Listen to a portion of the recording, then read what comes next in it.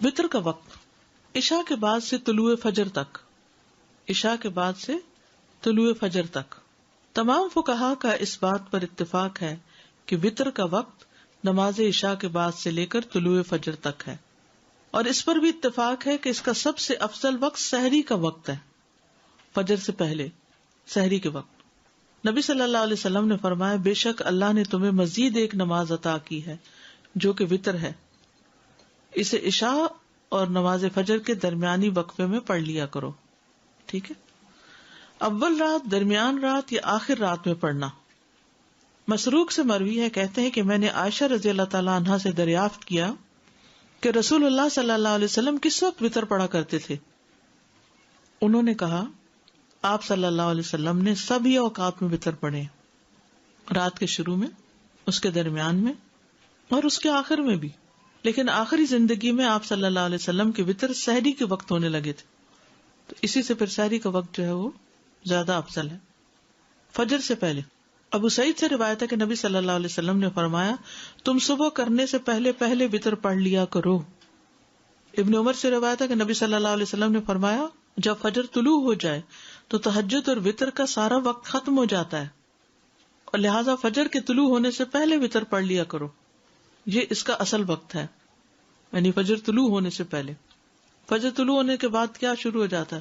فجر، وتر کا افضل وقت۔ جابر رضی اللہ عنہ سے روایت ہے، انہوں نے کہا، میں نے نبی صلی اللہ علیہ وسلم سے سنا، آپ فرما رہے تھے، تم میں سے جسے یہ خدشہ ہو کہ وہ رات کے آخر میں نہیں اٹھ سکے گا تو وہ وتر پڑھ لے، پھر سو جائے، اور جسے رات کو اٹھ جانے کا یقین ہو وہ رات کے آخر میں وتر پڑھے، کیونکہ رات کے آخری حصے میں قرات کے وقت حاضری دی جاتی ہے اور یہ افضل ہے۔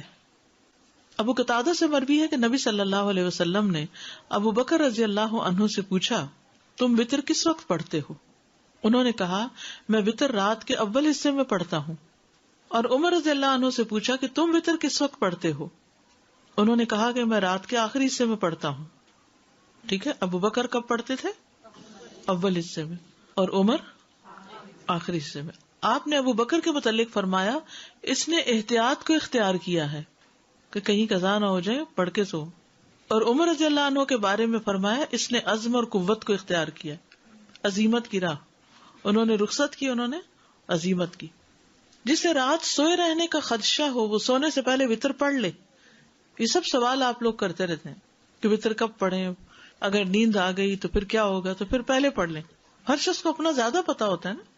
ابو درداء بیان کرتے ہیں، میرے خلیل نے مجھے 3 باتوں کی وصیت فرمائی تھی، میں انہیں کسی صورت نہیں چھوڑتا۔ مجھے وصیت فرمائی کہ ہر مہینے 3 دن کے روزے رکھوں، وتر پڑھ کر سویا کروں، اور دہا کے نفل پڑھوں سفر اور حضر میں۔ تو جس کو فکر ہو کہ اٹھ نہیں پاؤں گا وہ پڑھ کے سوئے، وتر پڑھ کر سونے والا عقل مند ہے۔ سعد بن ابی وقاص رضی اللہ عنہ سے مروی ہے کہ وہ عشاء کی نماز مسجد رسول صلی اللہ علیہ وسلم میں پڑھا کرتے تھے، پھر ایک ہی وتر پڑھا کرتے تھے، اس سے زیادہ وتر کی رکعت ادا نہیں کرتے تھے۔ تو ان سے کہا جاتا، ابو اسحاق، آپ نماز وتر کی ایک ہی رکعت پڑھتے ہیں، زیادہ نہیں پڑھتے، کیا وجہ ہے؟ وہ کہتے، جی ہاں، میں نے رسول اللہ صلی اللہ علیہ وسلم کو فرماتے ہوئے سنا، عقل مند وہ ہے جو سونے سے پہلے وتر ادا کر لیتا ہے۔